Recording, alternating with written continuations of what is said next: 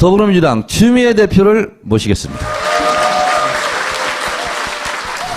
새누리당이 요새 헌재 판결에 승복하라고 네. 굉장히 공세적으로 나오잖아요. 승복하실 거예요? 잠깐만요. 그건 제가 물어보고 싶은 질문이에요. 그러니까 저는 그 이야기를 들으면 기분이 나빠요. 첫째, 아니 쟤들이 무슨 자격으로 뻔뻔하게 저걸 요구하지? 갑자기? 지들이 무슨 짓을 했는데 불과 2달 전에. 근데 야당이 이 프레임을 깨지 못하고 승복을 하라고 하는 요구에 밀리는 듯한 인상도 주고, 자유당이 헌재 판결 승복하라는 요구에 대해서 일당이잖아요? 그리고 요새 지지율 막 48.5. 네. 기록 갱신 중. 네. 뭐 어떤 때는 50%도 나오고, 이런 위친 지지율이 나오는 정당으로서 왜 여기에 대한 정확한 입장이나 워딩이 안 나오냐. 네. 네. 말씀해 주세요. 그 총수께서 어지간한 일로 그 겁을 안 먹으시는데 네. 저를 불러서 확인해야 될 만큼 염려되시고 겁먹고 계시나요, 지금? 겁이 난다기보다는 저는 저걸 어떻게 분쇄하지? 저들의 의도를 이거죠. 굉장히 불안한 상태예요. 불안한 심리 불안. 심리 불안을 저를 불러내서 이제 그 위안을 얻고 싶다. 뭐 어쨌든 아무렇게나 해석하시고요. 이걸 어떻게 하실 생각이십니까? 이런 요구는. 특검 연장은 원래 그 70일에서 그 30일을 더 연장할 수 있도록 사전에 합의가 된 그렇게 거잖아요. 합의가 돼 있었던 거예요. 그렇죠. 네. 대통령이 이 헌법 질서를 농단하고 국법 질서에 맞짱을 뜨는 상황이잖아요. 이거 이상의 국가 비상사태가 있습니까? 아무런 비상사태가 없는데도 이 지난 국회는 정의화 국회의장이 비상사태임을 이유로 테러 방지법을 직권상정을 시켰어요. 그럼 직권상정 되는 거예요, 이번에는? 이거 뭐를 겁내시는지 저는 도대체 총수께서. 아니, 근데 그럼 새누리당이 또 필리버스터 합니까? 실력이 안 될걸? 정세균 의장이 원래 직권상정에 대해서 네. 매우 엄격한 양반이잖아요. 아니, 우리도 분위기를 만들어 드려야지. 그래서 총수가 불러낸 거 아닙니까, 맞아요. 저를? 그, 두 가지가 핵심인데요. 그 특검 그 법 수정 법안에 대해서는, 특검 수사를 하다 보니, 지난번 이 파파이스에 많이 얘기를 하셨잖아요. 뭐, ODA 사업, 해외 원조 사업에 그 돈을 막 빼먹고, 뭐, 미얀마. 2조 5천억, 뭐, 그리고. 지속 가능한 빨대. 네, 지속 가능한 빨대. 특검의 수사는 아직 그 부분은 입구를 들어가질 못했어요. 맞아요. 네. 다른 재벌도 아예 건들지도 못했잖아요. 네, 그래서 박근혜 최순실 게이트를 수사하다가 이 관련 사건을 인지한 경우 이렇게 돼 있단 말이죠. 그리고 또 들으면 끔찍한 사건들 있잖아요. 그것이 알고 싶다에 나온 오촌이요. 오촌 그 살해 사건들. 그것도 관련이라는 그 문자 2글자만 없애버리면 이 수사를 해야 되는 사건인 것이죠. 인지 사건이니까. 네. 그런 거 보면은 특검이 아니고서는 수사할 방법이 없겠다. 특검 연장 법안, 직권상정 이런 거 논의하러 우상호 대표가 갔다. 구두로 이 사당이 합의를 했다. 그게 헌재 결론에 승복을 하기로 이런 거예요. 실체가 그러니까 뭡니까, 실체가? 우리 쪽에서는 당연히 헌재 대통령 탄핵 그 소추안 지금 심리하고 있는 건 인용이 될 거니까 여러분들 승복하세요. 라고 돼 있는 것이죠.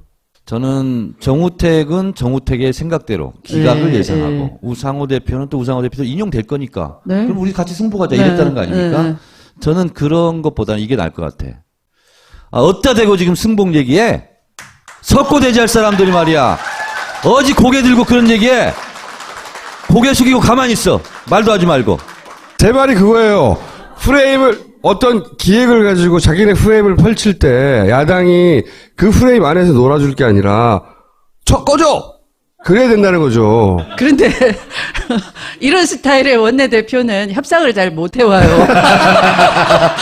협상 없어! 꺼져! 국민이 무섭지도 않아! 농구라는 게 겨우 이런 거예요.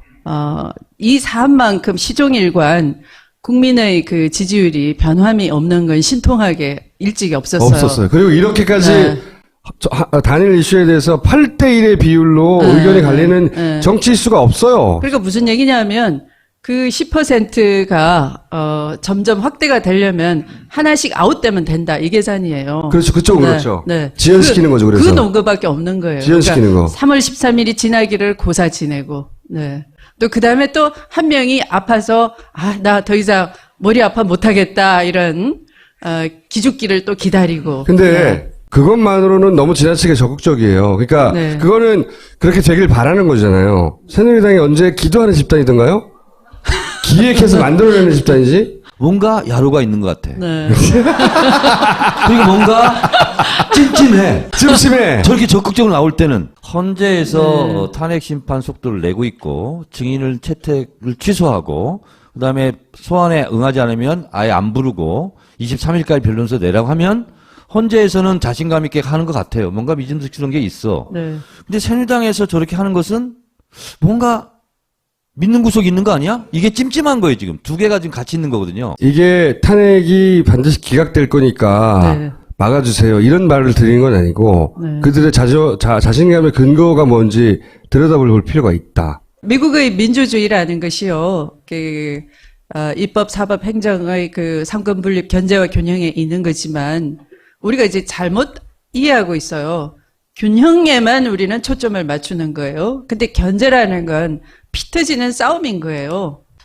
이른바 루즈벨트 시대의 많은 개혁 입법을 그 시대의 보수적인 대법원, 연방대법원 판사들이 그 위헌이라고 하고 또 그 루즈벨트 대통령은 또 거기에 더 뛰어넘어서 또 다른 개혁 입법을 던지고 또 그 구성원까지도 바꾸고 개혁 법관으로 이렇게 해서 그 치열한 투쟁의 산물이 오늘날 미국의 민주주의이듯이 어젠가 오늘인가 행정법원에서 박근혜와 최순실 사이에 대통령이 대포폰으로 거의 하루에 한 3번 정도씩. 서로 긴밀한 상의했다라고 이런 추리가 가는 상태 아닙니까? 그러니까 최근까지의 상황만 보더라도 어느 모로 보나 이건 국정농단의 심각성을. 그러니까 저는 걱정이 이건 거죠. 법리적으로 지금 계속 이제 이거는 법리적으로 명백한 거라고 판사 출신이다 보니까 더더군다나 얼마나 잘 알겠어요. 그러니까 우리로서는 말도 안 되는 거지만 저들은 아직도 권력의 기재들이 남아있다는 거죠.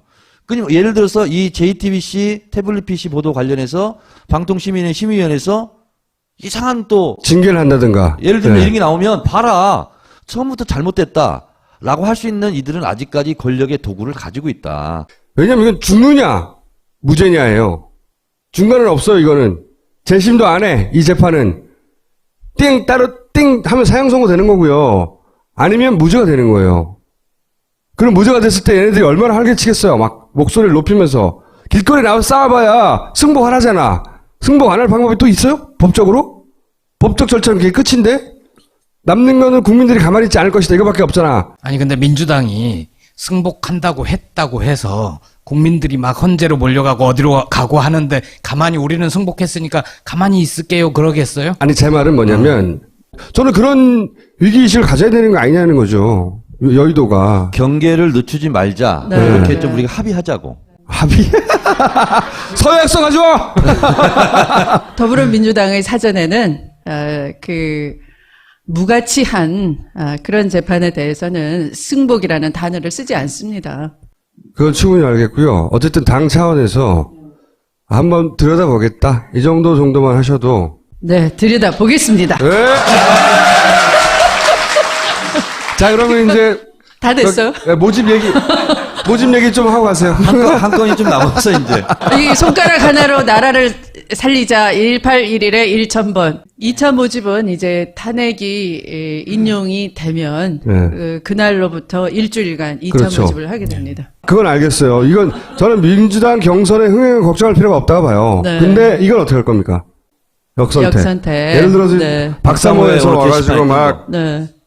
그러니까 이거를 단순히 더 많은 민주당 지지자들이 참여하는 것 이외의 방법은 없습니까?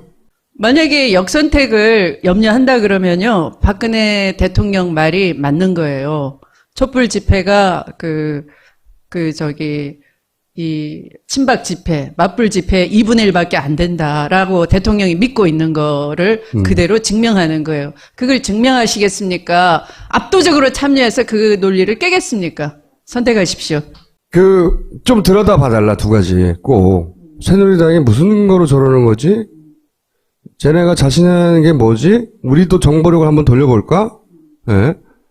한번 들여다봐 주시고, 그리고 이 역선택의 방법을 근본적으로 차단할 방법은 없을까? 뭐 이런 것도 한번 들여다봐 주세요. 정당 차원에서는, 우리 당의 가장 경쟁력 있는 후보를 국민이 판단해 주시라라는 것인데요. 그래서 이제 개방형으로 열어놓는 건데, 그래서 정당 차원에서는 그 말씀이 맞지만 법적으로는 뭐 기권의 자유도 있고 또 누구를 반대할 자유도 있고 하거든요. 그러니까 법적으로 그걸 막을 법을 만들기는 어렵고 다만 그걸 말씀하신 것처럼 한날 동시에 하는 완전 국민 경선 예전에 그 문재인 대표가 그 김무성 대표와 합의 아래에 하려고 했던 그런 그 정치적 합의 아래에 법이 만들어지지 않는 이상은 어렵다고 봅니다. 그리고 그 워딩 있잖아요. 좀 강력한 워딩. 계속 승복 들어올 거거든요. 꺼지라는 워딩을 좀. 아니 그것보다는 어따 대고가 좀 더 나아. 어따 대고. 그러니까 어따 대고든 뭐 하여튼 뭐 하나 만들어 주세요. 그래서 네. 그런 얘기 올 때마다 어따 대고 하게. 아 그거 괜찮아요. 네? 이렇게. 그렇지. 어따 대고 뭐 좀 만들어 주시고. 자 여기까지 하겠습니다. 고맙습니다.